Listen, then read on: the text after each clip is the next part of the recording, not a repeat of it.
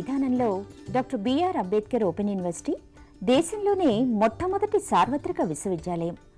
దాదాపు 2.5 దశాబ్దాలుగా దూర విద్యా విధానం ద్వారా కంప్యూటర్ కోర్సును అనుసంధానం చేస్తూ BA, BCom, BSc డిగ్రీ కోర్సులను అందిస్తోంది. పోస్ట్ గ్రాడ్యుయేషన్ స్థాయి, డిగ్రీ, డిప్లొమా స్థాయి కోర్సులను ఔత్సాహికులైన విద్యార్థులకు అందిస్తోంది. డెవలప్మెంట్ స్టడీస్లో centre for economics and social studies ద్వారా MPhil, PhDతో పాటు విశ్వవిద్యాలయమే స్వయంగా దూర విద్యా విధాన అంశంపైన PhD వంటి పరిశోధనా కోర్సులు ప్రవేశపెట్టింది. రాష్ట్ర వ్యాప్తంగా సుమారు 4.5 లక్షల మంది విద్యార్థులు ఈ విశ్వవిద్యాలయం నుంచి ఉన్నత విద్యావకాశాలు పొందుతున్నారు. డాక్టర్ బిఆర్ అంబేద్కర్ సార్వత్రిక విశ్వవిద్యాలయం స్థానికంగా స్వయం బోధనా పద్ధతిలో ముద్రణ రూపంలో రూపొందించిన కోర్స్ మెటీరియల్ అందిస్తోంది. కోర్స్ మెటీరియల్ అధ్యయనానికి సహకరించే విధంగా రేడియో, టెలివిజన్ పాఠ్యాంశాల ఆధారంగా కార్యక్రమాలు ప్రసారం చేస్తోంది. అధ్యయన కేంద్రాల ద్వారా ఏర్పాటు చేసే సలహా సంసర్గ తరగతులు, సైన్స్ ప్రాక్టికల్ సౌకర్యాలు విద్యార్థులకు స్వయం అధ్యయనానికి ఒక చక్కటి అవకాశం. ఇవి విద్యార్థి సమీపంలో ఉండే అధ్యయన కేంద్రం నుంచే పొందొచ్చు.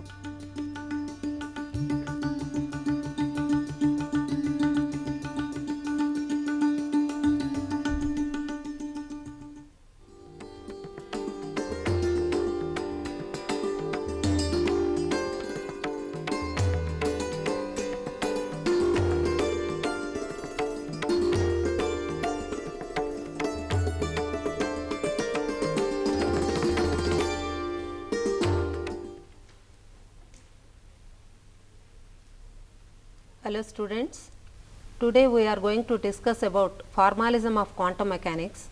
We find this topic in quantum mechanics. First 40 minutes are allotted to brief introduction of the subject and 20 minutes are allotted to clarify your doubts. You can clarify your doubts by calling us at 040-2703-1431, 2703-1432, 2703-1433. I repeat 040-2703-1431, 2703-1432, 2703-1433. Today we have with us Dr. M. Purnanandam, retired reader from SP College and senior most counselor of our Open University. Dr. N.V. Prasad, assistant professor of physics, Saifabad Science College, Usmania University. The word quantum was given by Max Planck to a packet of radiation. Planck explained black body radiation curves with the help of quanta. By using quantum theory of radiation, Einstein explained specific heat of solids and photoelectricity. Later, Niels Bohr and Sommerfeld used this theory to explain the structure of atom. De Broglie extrapolated the dual nature of radiation to dual nature of matter. Electron is a particle and have wave nature. The wave nature of electron was established by Davison, Germer and G.P. Thomson experimentally from electron diffraction. Wave nature of matter led Schrödinger to propose wave equation for electron. Heisenberg, with the help of uncertainty principle and matrices, explained mechanics of a particle. Dirac used the idea of interaction picture. With this introduction, we shall start our discussion. Dr. Purnanandam, we come across many postulates in physics. Do we find such postulates in quantum mechanics? If so, what is the significance of these postulates? Yes, we find some postulates in quantum mechanics. Before we actually jump into the postulates, we briefly discuss about what is called Heisenberg's uncertainty principle. Here, uncertainty principle says about the uncertainty in the measurement of a position, that is x coordinate, y coordinate, z coordinate, or all these things put together a radius vector. r, and the uncertainty in the momentum, which is called as delta q into delta p, is greater than or equal to h bar by 2, where h happens to be the Planck's constant. Here all of a sudden Heisenberg could not give this idea. He based it on two earlier ideas. One of the idea was Hamilton's principle of least action in mechanics. In mechanics, Hamilton derived energy that is necessary for making a particle to move with least amount of energy. And there is another thing in optics which is also called Maupertian principle of least distance travelled by an optical wave. So here these two put together help in understanding what is called interference of light. And here interference requires what is called coherence. Hence Heisenberg's origin has gone into the coherence of light. Each scientist describes depending on the earlier developments with their individual applications. Here Heisenberg used delta q and delta p, which are spread of root mean square values of the position as well as momentum values. So these are deviations, or which is also called uncertainty. So if we have, there is nothing like actual value, we will be making lots of measurements. Out of all the measurements, we will observe a spread of all these things. From the spread we find out the root mean square values. So all these things will give us the change from the mean value, call it as delta q for position coordinate and delta p for momentum. And hence corresponding to these two, there are two more sets. Position and momentum is one set of physical variables, and we have two more sets. Another set is something like energy and time.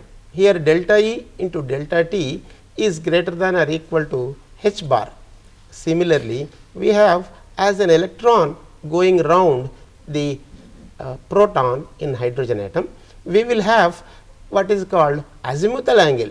We will have what is called change in the azimuthal angle as delta phi, and the angular momentum associated with the electron as L in the z direction, call it as delta z. So now the product delta phi into delta z must be equal or greater than h bar by 2. So these become the basis for introduction into the postulates of the quantum mechanics. The postulate is a sort of a connection for a theory to the what is called consequences of the observables. So these observables which will have what are called predictions. So predictions ultimately will verify the theory. In the process of trying to understand things, we will have what are called two formalisms. One is called path integral formalism, which is usually applied for better results in the quantum field theory, whereas now what we try to discuss and general applications, we will have what is called Hilbert space formalism. Hilbert space formalism uses the probability and amplitudes in the form of wave function, which is also called state function, and psi, which is dependent on the radius vector r as well as time t, and this gives the dynamical variables. Using this as the background, we will go into what is called the first postulate. The first postulate you will be observing is corresponding to every observable the physical quantity, there exists a Hermitian operator. The only measurable values of physical observables are the various eigenvalues, and hence the eigenvalues are important here, and those that are corresponding to the operators. So, we introduce the word operator, we introduce the word physical observable, and this first postulate will also give us every dynamical variable is represented by a Hermitian operator. So, eigenvalues are real values, operator is bounded and has complete set of eigenvectors. So, here postulate 1 also give us it contains the feature of discreteness, like the angular momentum that is quantized, which has been first used by Niels Bohr in trying to explain the structure of the atom. So, this was postulate 1. Postulate 1 also gives us the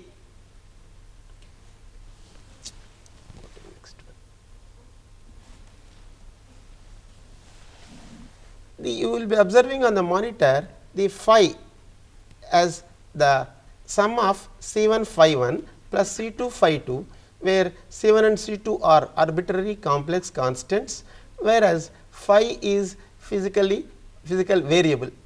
So, like that we try to understand this first postulate. We will go to the second postulate.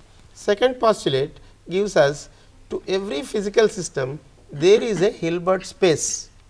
In this Hilbert space, in which a vector represents the state of the system.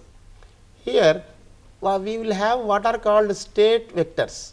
A state variable is not a new thing in physics.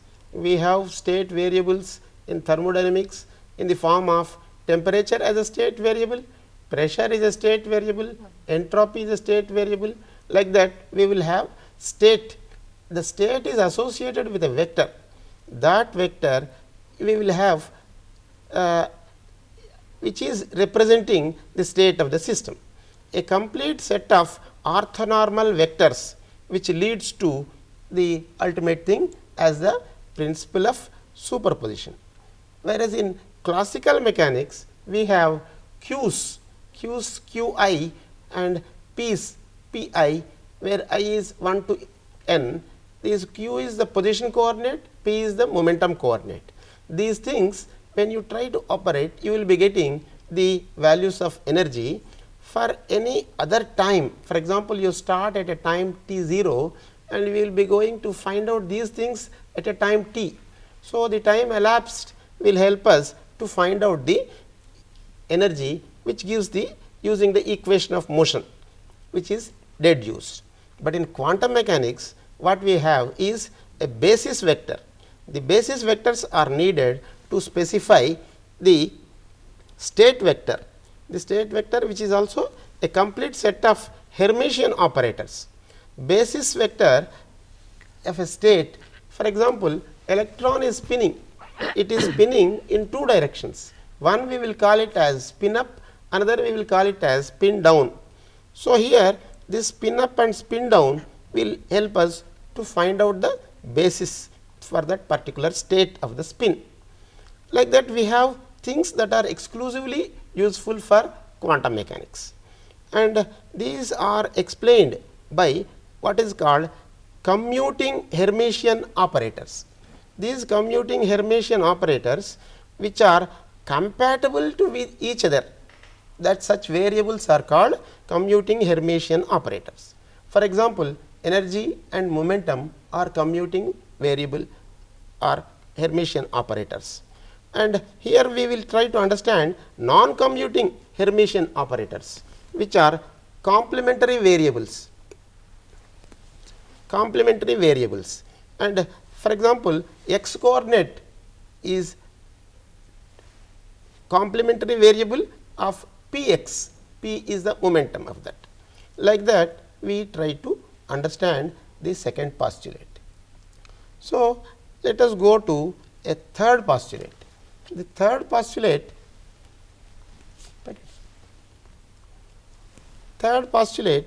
talks about measurements that lead to eigenvalues of the operator.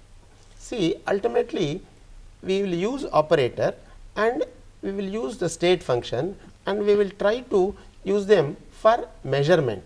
So, these measurements are leading to give us the values of called eigenvalues. So, these eigenvalues are not straight away available for us, they are available through what are called expectation values, and they are dependent on probabilities of the quantum mechanical system. So, these are essentially weighted average values or probability amplitude values, and here we will have on the monitor observables and the associated operators. If position is an observable, its operator is x cap, and similarly if momentum is observable, its operator is called p cap, and that is equal to h by h bar by I dou by dou x operating on that. And similarly, if energy is an observable, energy is given in terms of p cap square by 2m plus the v x cap. So, these are the three observables and their associated operators. So, here the third postulate gives the statistical interpretation of quantum mechanics. So, go to third class. Statistical interpretation is essential when you are trying to understand the expectation value or probability values, probabilities of the amplitudes. The statistical interpretation gives an example like in a radioactive material, an alpha is coming out from, say for example, uranium. So, when uranium disintegrates, we will get alpha. Here in classical mechanics, which alpha comes at what time, we will have the knowledge of all these things, but in quantum mechanics we do not have, it is not possible that. So, what we will be able to tell, it is only statistically. So, here what we tell is number of nuclei that disintegrate in a given time dt is known to us. So, this leads to a law of combination of probabilities for different experiments. Experimentally, we will call it as indistinguishable alternatives. So, this indistinguishability is special only to quantum mechanics. Let us switch over to fourth postulate. Fourth postulate, we will be observing the quantum mechanical operator corresponding to a dynamical variable is obtained by replacing the classical canonical variables in the classical mechanics by the corresponding quantum mechanical operators. So, here the variables are operators. For example, A is a variable, B is a variable, C is a variable. They will in dynamical variables, if C is equal to A into B, that is our classical concept. But in this, if we have A is an operator, so call it as A cap, and B is an operator, call it as B cap. A cap multiplied by B cap, if it is not equal to B cap multiplied by A cap, then A cap B cap is not Hermitian. Here Hermitian operators will play a role. Suppose if C cap is equal to half of the brackets A cap B cap plus B cap A cap, then it is called Hermitian, and hence here you will have in the monitor, you will be observing the time dependent Schrodinger wave equation is given using this fourth postulate, that gives you E cap is equal to the I h bar dou by dou t. So, here the postulate 4 has no use for observables like spin, which have no classical analog. We are trying to compare the classical and quantum mechanics. In the classical, we have position, momentum, energy, but we do not have spin. If you want to talk about spin, the fourth postulate has no parallel in classical mechanics. So, let us go to the fifth postulate. The fifth postulate says any pair of canonically conjugate operators will satisfy, that is Heisenberg commutation rules. So, here the rules are P is canonically conjugate to Q. So, Q I cap is an operator of coordinate Q I, whereas P I cap is the operator of momentum in P I. So, like that we have conjugates. The idea of conjugates is very useful and they will be helpful to us in trying to explain the operators in the Hilbert space. Now, let us go to the fifth postulate. Fifth postulate is there and it is called it as, it is an axiom in what is called quantization. So, substitution of operators, the y cap, if it is an operator for y coordinate, p y cap is an operator of momentum coordinate. Similarly, z cap and p z cap are there in place of what are called in classical mechanics y, p y, z, p z, they are the coordinates and momenta. So, these operators, if they are in place of that, for an equation, for example, Lx is the x coordinate of angular momentum L and is equal to y p z minus z p y, which is actually a cyclic one. This leads to the operator wise Lx cap comma Ly cap in the brackets will give us I h bar L z cap, that is, it is available in the z direction of the angular momentum. Now, this is also a cyclic. So, this leads us to talk about the angular momentum, things like that. So, which are quantized, hence it is also called as axiom of quantization. Dr. Prasad, what is the general formalism of quantum mechanics? Well, madam, formalism generally very important in physics to understand the physical phenomena of the materials. In quantum mechanics also we have general formalism. These formalism are consist with complex spaces, nothing but as Hilbert spaces and linear algebra. Together, if you put Hilbert spaces and the general and linear algebra, we can understand really the picture of the quantum mechanics, what is exactly says that. Let us see the monitor. A linear, what is exactly a vector? A vector A can be represented as the A1 E1 plus A2 E2 plus A3 E3, where A1, A2, A3 are scalar quantities and E1 are unit vectors, and these scalar quantities can be represented in terms of column vectors like A1, A2, A3, and E1 is nothing but as unit vectors can be represented by 1 0 0, and these unit vectors are can be formed in terms of basis notations, that is, E1 can be represented as 1 0 0 and E2 represented as 0 0 1 0 and E3 can be represented as 0 0 1, like this. And a vector space said to be a scalar if a system has scalar product, nothing but as inner product, if defined by A b, which is equal to summation or I equal to 1 2 3 A I B I, then you call linear vector space. Switch into the monitor. Switch into the monitor, see the visual.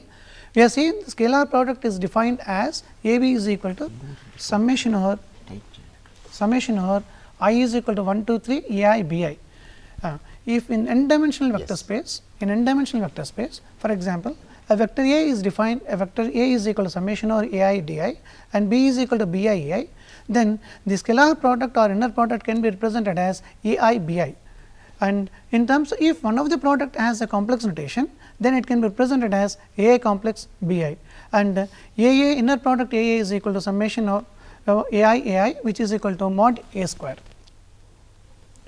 And next, coming to that, in order to put normalized condition, orthogonal condition, if inner product A I is equal to 1, then you call mod A square is equal to 1, this is called normalized condition, where inner product is equal to 0, then you call orthogonal conditions.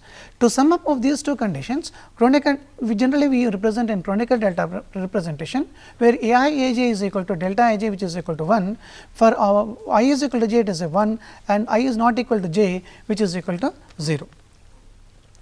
We have linear independent and linear dependent also.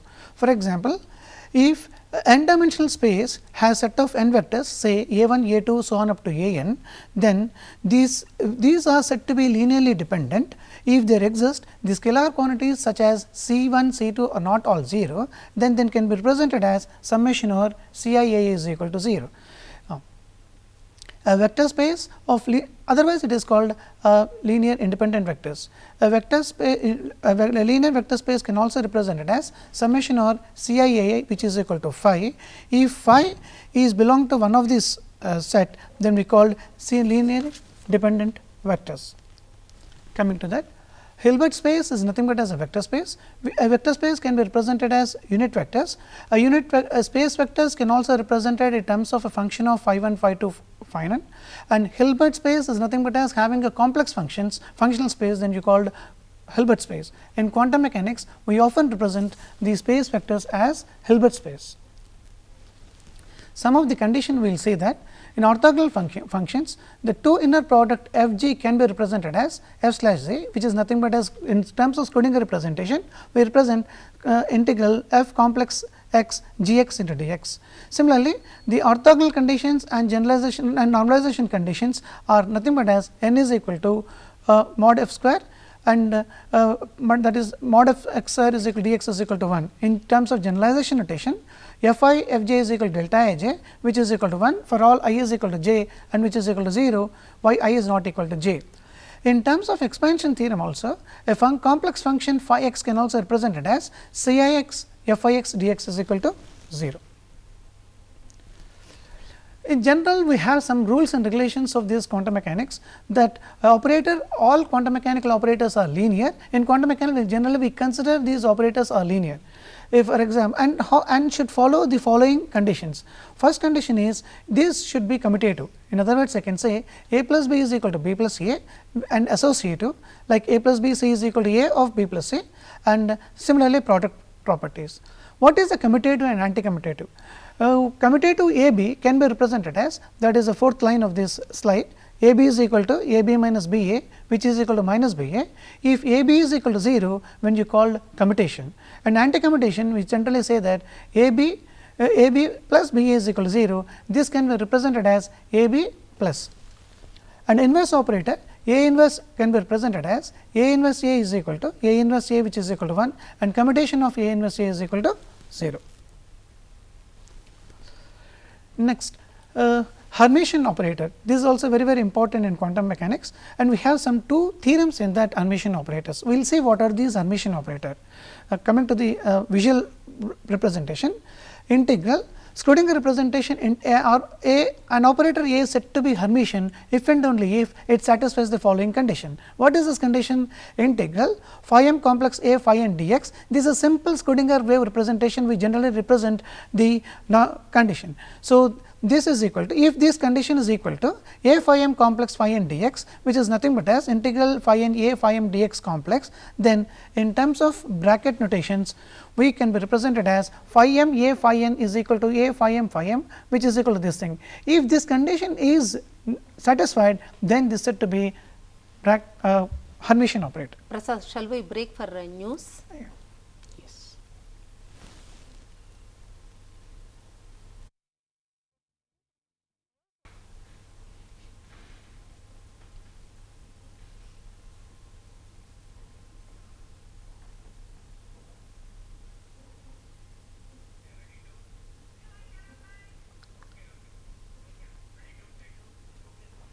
Prasad, we will continue with our discussion. Hermitian operator we were talking about. Yes, madam. In continuation of this thing, an operator is said to be Hermitian in terms of Schrodinger wave representation, have shown in the transparency, and A phi n is equal to psi n A psi m complex, then this is said to be Hermitian. And Hermitian operator have two theorems. One theorem is eigenvalues of Hermitian operators are real. Let us say consider a equation A psi n is equal to A n phi n. Here capital A is operator and psi n are wave functions and A n is eigenvalue. This is simple again wave equations. If you consider inner product psi A n can be represented as A psi n is a operator form, it should be in terms of eigen equation A n psi n. So, A n is a value, therefore, you drag outside of that and psi n is there, then which is equal to A n we call is equation 1. Then similarly, if inner product of psi n A psi n can be represented as A psi n comma phi n, which is nothing but as A n psi n which is A n complex, we call as equation 2. Since both equation are one and same, therefore, A n is real. Coming to the theorem 2, two eigenfunctions of Hermitian operators that belong to different eigenvalues are orthogonal to each other. Consider eigenfunction A phi m, A m, psi m. In earlier cases, we have seen only one function is there. In these cases, we consider two eigenfunctions, these are phi m and phi n. So, the two eigen equations are A phi m, which is equal to A m psi m, A phi n is equal to A n into phi n. Then the inner product can be represented as psi n A phi m can be represented as this A capital A phi m is eigenfunction. In terms of eigenvalue, it should be A n, then A m is a constant, but drag outside of the parenthesis, then can be represented as A m phi n phi n. So, the inner product now another way of that thing A phi m is equal to A m that thing. So, if you comparing this and you subtracting this equation third equation and fourth equation, we get A n minus A m is equal to phi m is equal to 0. Since A n minus m cannot be 0, therefore, the inner product of phi in the parenthesis words phi m is equal to 0. In other words, I can say they are orthogonal. If it is equal to 1, that is a normalized, since it is a 0, we call orthogonal conditions. And then next is Schmidt process. Gram-Schmidt process is nothing but as it is a method of orthonormalization condition and to evaluate the constant C 1 C 2. For example, take the equation eigen equation, simple eigen equation, the first equation represents A phi a is equal to A psi I and A phi j is equal to A j phi j, and a phi k in terms of linear dependent equation psi k can be represented as C 1 phi 1 plus C 2 phi 2. Similarly, A psi k now can be represented as psi k is nothing but as the second equation which I can be represented like this. Then in term by using inner product psi a psi k is equal to 0, that is nothing but as orthogonal condition, and phi k is equal to 1 normalization condition, one can evaluate what is C 1 and C 2 values. These are the things, madam. Sir, till now Prasad has explained what is Hermitian operator and Schmidt orthogonalization. Now, what is the contribution of Dirac to the quantum formalism? The contribution of Dirac to quantum formalism is by way of introducing the concept of what are called BRAOU and Ket vectors. The scalar product which in the brackets A comma B he was talking is linear in B and antilinear in A. This was discussed by Professor Prasad, and here taking this help Dirac introduced two vectors belonging to two different spaces. These spaces are linear in themselves, but not related to each other antilinearly. So, here we will see BRAOU is a space and Ket is a space. So, the word bracket he has taken conveniently and broken that into two parts, Ket as well as BRAOU. So, if the Ket space is given in the form of say for example, a line and a particular this is this visual, this thing that is coming in the monitor. Now, we will tell you a state vector that can be represented by a vector called Ket vector as one line and one greater than mark. If you introduce say for example, A, then it is Ket A. So, phi A which is a function of R is denoted by say Ket A. So, phi is a state vector, A is a operator. So, the corresponding Ket A, there exists a Ket A star, that is we will call it as a complex conjugate of that. This is represented, the BRAOU vector is represented just below that. So, that is the corresponding one that we are seeing. The operating by A on ket produces another ket vector. Suppose A is from right to left, we must see this particular thing. So, ket A is operated on capital A will be giving you A prime, that is from taken from the left. Now, from the right when you take the B BRA is operating on A will give you B of BRA prime. So, this is from that. So, now here what we have as a scalar product is symmetrical in A as well as B. So, here what we will have is prior to the wave function and post to wave function, we will have two spaces. First space is called pre-factor space, the second one is called post factor space. The pre-factor space is called BRA space and post factor space is called ket space. If we write, we have already seen the BRA and ket in the form of the notation. Here brackets A comma B must be identically equal to a BRA A ket B, that is equal to BRA B and ket A star. This shows that conjugate of vector A in ket space must be equal to vector A in BRA space.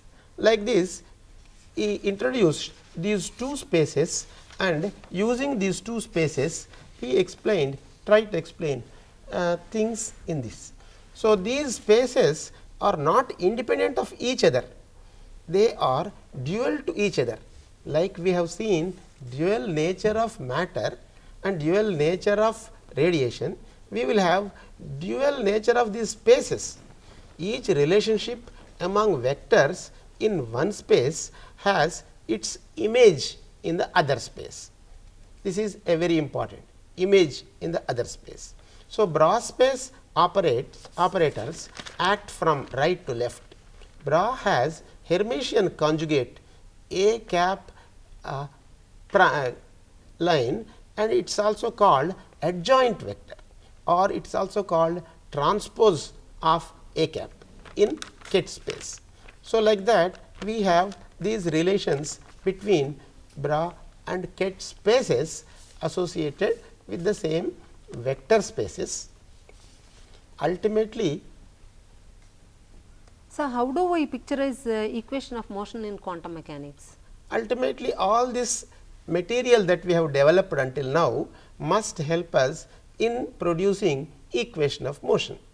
Once we say equation of motion, this equation of motion is going to determine the variables or say for example parameters. These are specifying the state of a physical system, and second part of it is to describe evolution of the system. This evolution of the system in time is also called temporal development of the system. So, for this purpose what is being done is to produce what are called differential equations, and these are of variables or that of parameters. So, for example, we start at a particular point of time t0 and we will go on measuring something at a particular up to particular time t. So, the time elapsed will make the system to undergo the changes, and the associated changes have to be known to us through these things called equations of motion.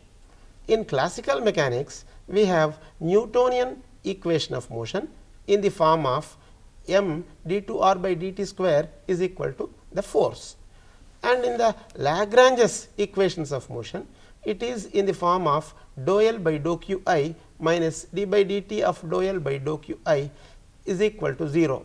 Here L is angular moment. Hamiltonian equation is given in the form of equation of motion is given in the form of dpi by dt is equal to minus dou h by dou q I. H is the Hamiltonian operator. Similarly, dqi by dt is equal to dou h by dou pi. These are classical equations of motion. we will have in parallel, we will have in quantum mechanics similar equations of motion, but they are used with different sets.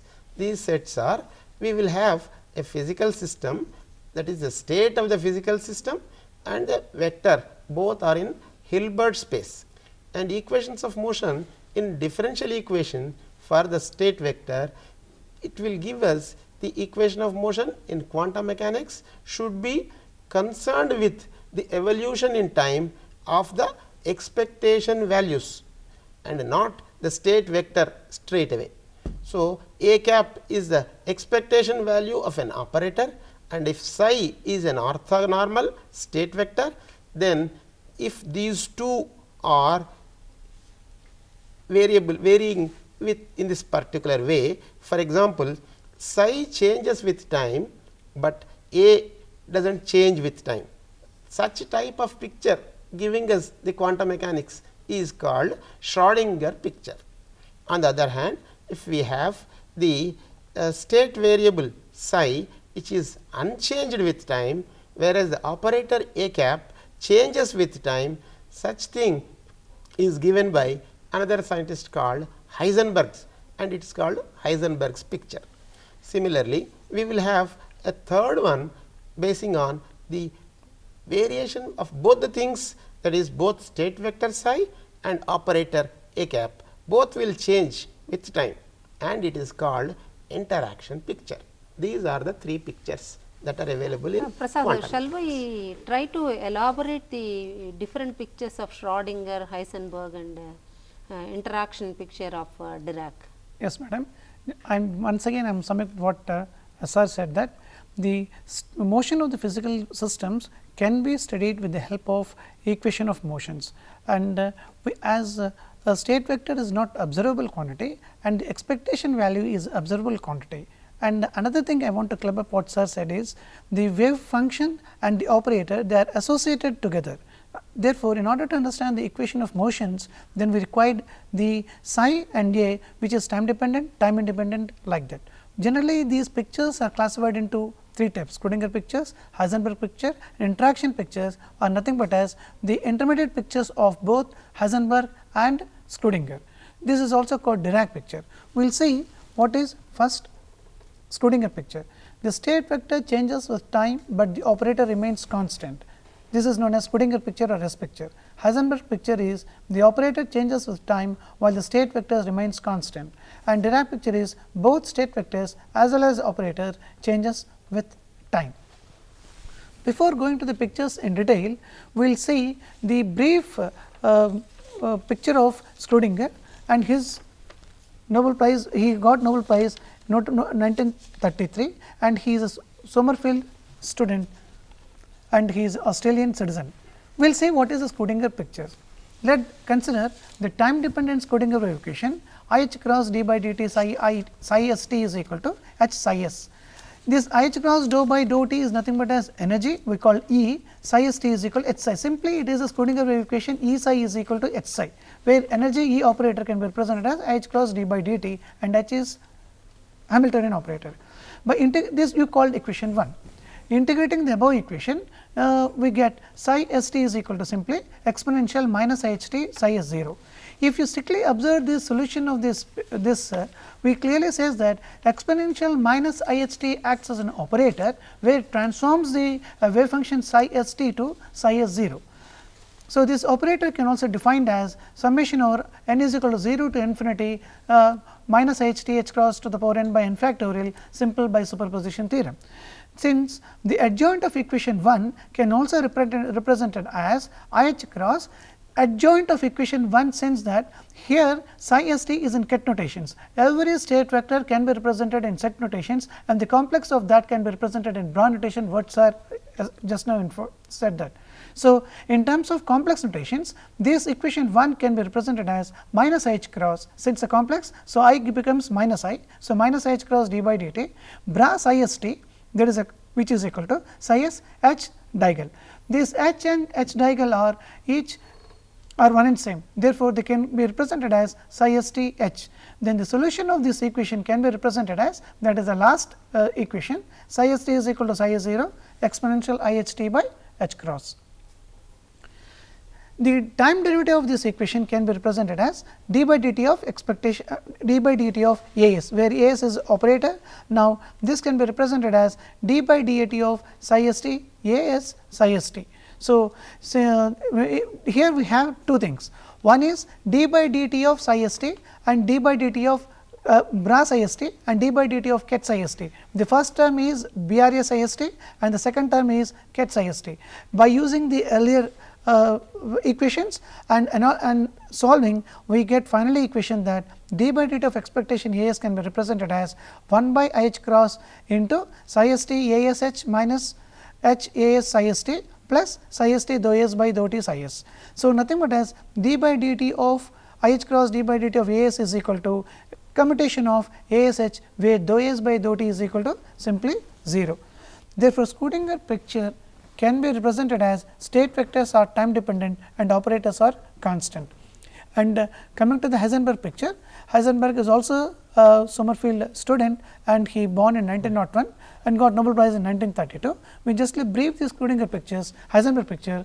The state vector psi h can be here. This Heisenberg pictures, the operators are time dependent and state vectors are constant in motion. Therefore, the ket vector, nothing but the state vector, can be represented as exponential I h t by h cross and psi s t, where psi s t is a Schrodinger function and psi h is a Heisenberg function, and exponential I h t, the term is nothing but as operator. In other words, I can say a transformation of Heisenberg to Schrodinger picture through an operator. An operator I h t can be represented as exponential factor A s and exponential minus factor. This plus exponential factor and minus exponential factor together becomes 1, then A s can be h, can be represented as like that. And the equation 1 now can be represented as ket psi h is equal to exponential I h t and exponential I t. By using this equation 1, I am writing this equation like this. And equation 2 can be represented as h h is equal to exponential h and h, and differentiating these equations we will get dh by dt is equal to simply 1 by I h cross A h h dou h by dou t, and dou h by dou t is equal to 0, then you called I h cross dh by dt is equal to commutation A h h.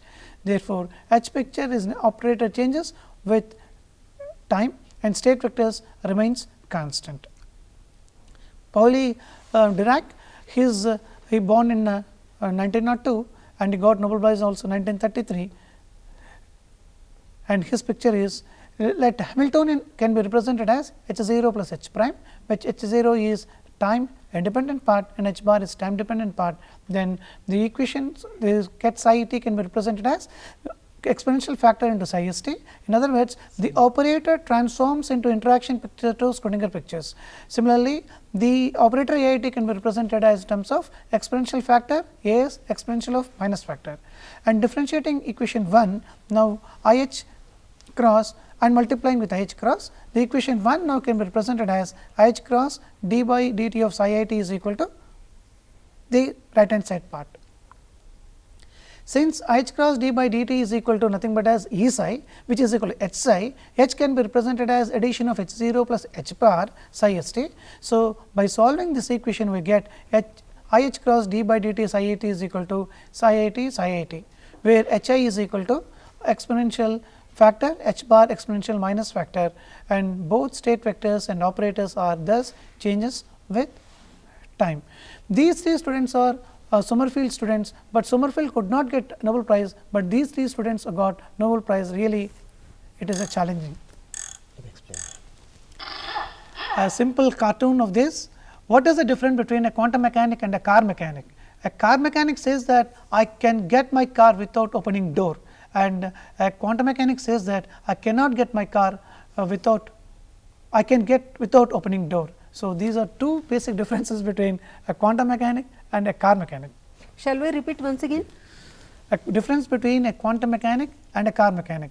A car mechanic says that I cannot get my car without opening the door, but a quantum mechanic says that I can get my car by without opening the door. Thank you, Prasad. Sir, till now we have discussed with the help of coordinate representation. Is there any other representation in quantum mechanics that we use? We have two things in quantum mechanics. One is coordinate, another is momentum. In some areas we will use coordinate representation, in some areas we will use momentum representation.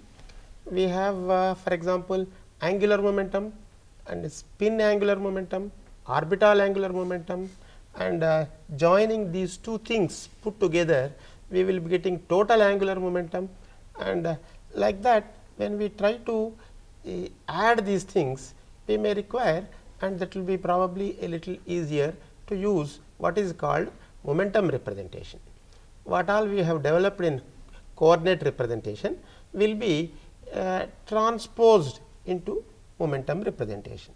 What we require is the probability density of the particular physical variable observable. For example, momentum is an observable, hence the probability density of that particular thing, if we are able to get, we will have that information, and using that information and also on the operator for position coordinator and the associate equations, we will be able to get the equation of motion, that what all we have seen in the earlier three pictures. They are called Schrodinger picture, and the other picture is Heisenberg picture. The third one is mixing both these ideas, Dirac derived an interaction picture.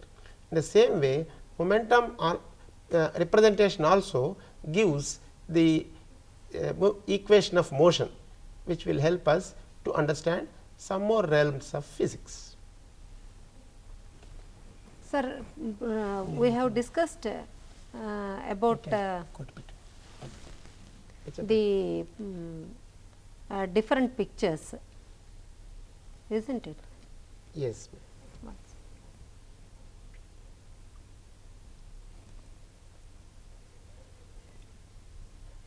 Slide show better see. Shall we?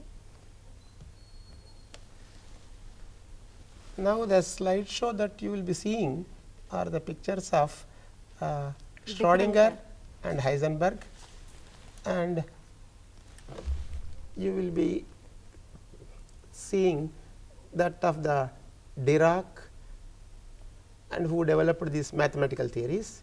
The next slide will show you the quantum mechanics is the foundation of all chemistry, biology, statistical mechanics, rests on the foundation of quantum mechanics and provides the basis of thermodynamics.